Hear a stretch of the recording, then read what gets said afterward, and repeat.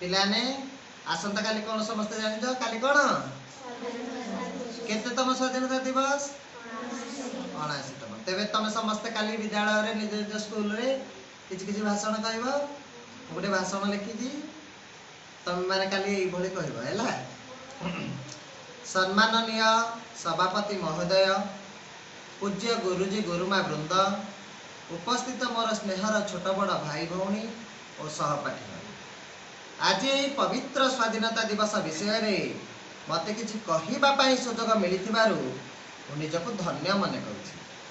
आज आम एठारे कहीं उपस्थित होइछे ताहा आमे समस्ते जानिछु। आज हेउछि अगस्त 15 तारिख आम देशर 79तम स्वाधीनता दिवस। आज दिन आम देश भारतर इतिहास रे लिखा जाइता एमिति एक दिवस जहाँ सदा सर्वदा यहीपरि उल्लास और उत्कंठार सह पालन करा आम इतिहासर से गोटे कलंकित अध्याय जेते बेले इंग्रेज माने वाणिज्य स्थापना निमंते भारत को आसी एठी ताकर स्थिति जमैया को आस्था जमैया को चाहिए प्राय 200 वर्ष आम देश भारत को निज अधीन रखिले। बहुत वर्षर कठिन परिश्रम दृढ़ आत्मबल एवं अदम्य साहसर प्रतिबल रे आम जो समस्त अछंती कण स्वाधीनता संग्रामी माने तांकर साहस प्रतिबल रे आजिर दिन अर्थात अगस्त 15 तारिख 1947 मसीहा आम देश इंग्रेज मानक ठारू स्वाधीनता पाइथिला। से वीर स्वाधीनता संग्रामी मानक बलिदान को सम्मान देवा पाई प्रति वर्ष आम यह दिवस को पालन करिथाउ।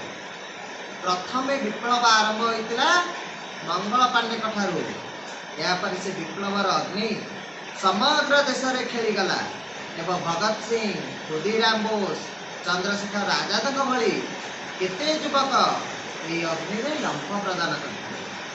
से अग्निर ताती दिनकू दिन बढ़ी बढ़ी चलला सिना हेले कमिलानी।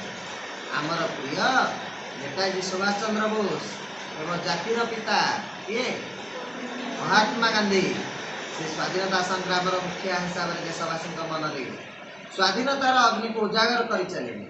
आंदोलन में भाग ने सहस्र देशवासी समग्र देश अनेक युवक युव नेता मान सब बाहर नेताजी को दृढ़ मनोबल साहस एवं गांधीजी को अहिंसा नीति बल आम देश शेष स्वाधीनता लाभ हेले देश खाली स्वाधीनता हेबा किछि बड़ कथा नुहे।